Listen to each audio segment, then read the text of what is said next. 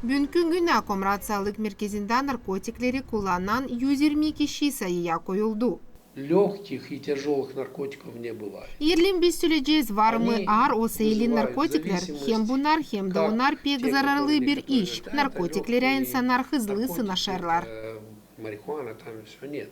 Наркомания хасталыннан тасы генчлер медиклере данышерлар. Оказание медицинской помощи есть как амбулаторная, так и стационарная. Амбулаторные можем оказать, это у нас через наш кабинет выписывается то, что необходимо, если хотят люди, кто хочет.